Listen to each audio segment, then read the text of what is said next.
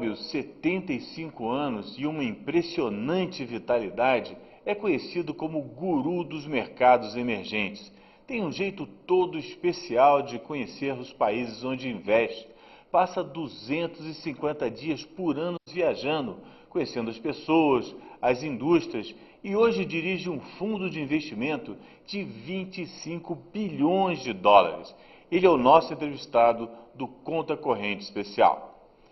Mr. Mobius, few people in the entire planet has traveled as much as you has and know as many countries as you do, as many industry.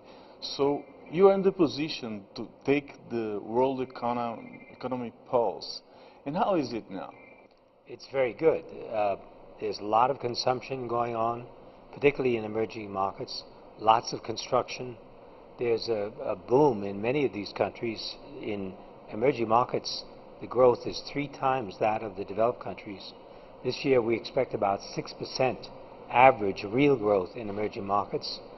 China and India, the 2 most populated countries in the world, are growing over 8% this year. Even about US, you are optimistic?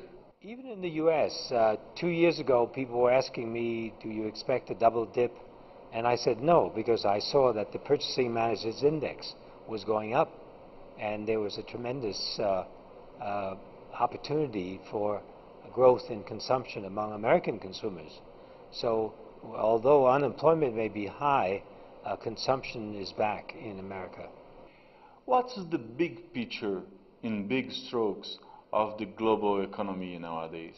Europe, the US, Japan are slower in their growth. But you must remember, those economies are larger, so their base is much more difficult. So we're seeing slower growth in those developed countries and higher growth in emerging countries. But the bottom line is that various sectors around the world are growing at a rapid pace.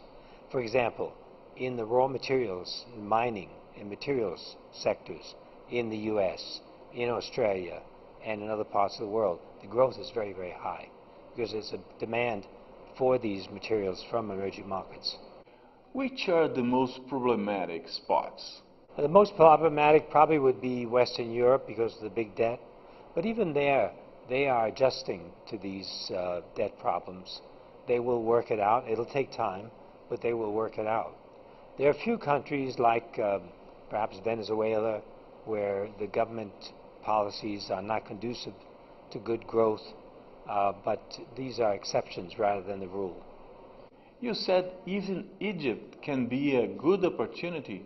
Definitely, because Egypt has got a big population. They've got a cadre of well-educated young people.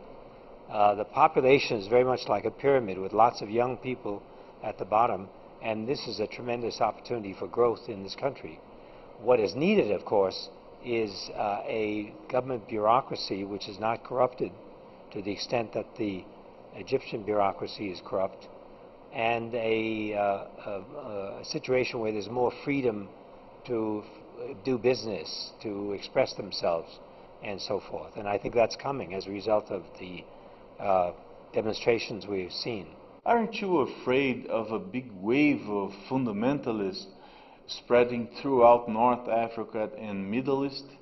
No, I don't. I think the aspirations of the young people in Northern Africa, in the Middle East, are for more material. They would like to see a better life for themselves and their family.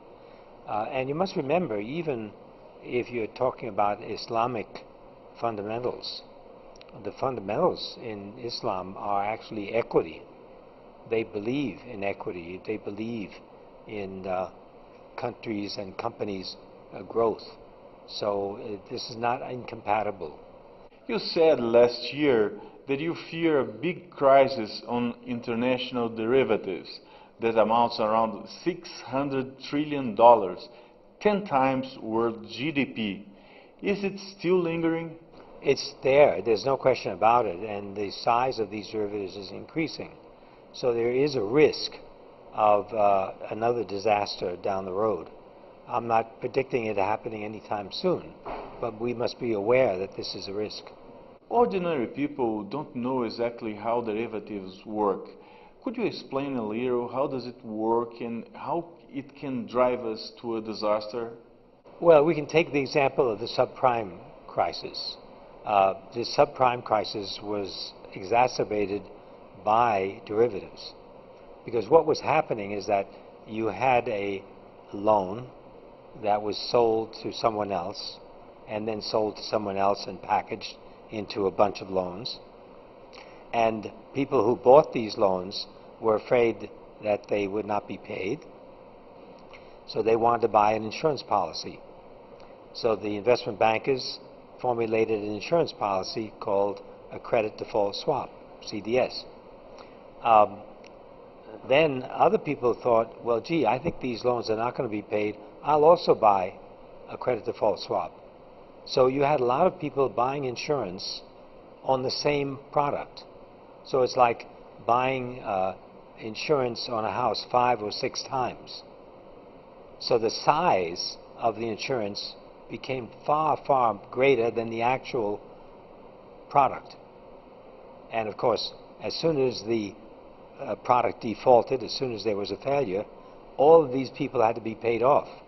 And the insurance company in no way could pay this tremendous debt. There's an immense $600 trillion snowball. Exactly. Somewhere. If something happens and too many people are making a bet on a particular product, then you could have a big disaster. So, it's like a good perspective. And there's some way to prevent this? Well, regulation, for one. One of the reasons why we had the subprime crisis is because the famous Glass-Steagall Act, which was passed during the American Depression in the 30s, was nullified by the American Congress. And when they did that, of course, that meant the banks could mix the funds that they collect from deposits into their investment banking side, and they could basically gamble that money. And of course, when they got into trouble with these credit default swaps, then the government had to come to the rescue, because all these depositors would not get their money back. As I could read, you think Asia is a big winner. You mean Asia or China? All Asia, because China now has become a focal point for the rest of Asia. Because now... Pushing the rest. Well, yeah, because the exports from these countries are going to China. And now Japan, Korea, of course Taiwan, Thailand, and all these countries, their biggest export destination is China. They're exporting more to China than to the US. So China has become a very, very big stimulator to these economies. Do you think China growth will last for many years and decades, or it will come to an end? It is sustainable, but at a slower pace, because what happens is that as the base of the economy grows, it becomes more difficult to have such a high percentage increase, because the percentage increase, of course, is based on the total economy. As the total economy gets bigger, it becomes more difficult to sustain such a high growth rate. You said that Asia and China is a big winner, but you have a special place to Brazil too. Do you think Brazil is a good place to bet? Of course, Brazil is very good because they have a well-rounded economy. Brazil is rich in resources, in mineral resources, but it's also rich in the so-called soft commodities, food processes. And that combination is very, very good. In addition, Brazil has a large, growing consumer market, and that is very positive. And do you see any danger to Brazilian economy in next times? There are all kinds of dangers, of course, all kinds of risks, because the Brazilian real, of course, is quite overvalued now, and that creates some degree of risk in terms of their exports and the manufacturing base of the country. There are also risks, political risks in the region, as you know. You've got neighbors who may be not as stable as they could be. And then you've got global risks like what we mentioned about derivatives and money supply.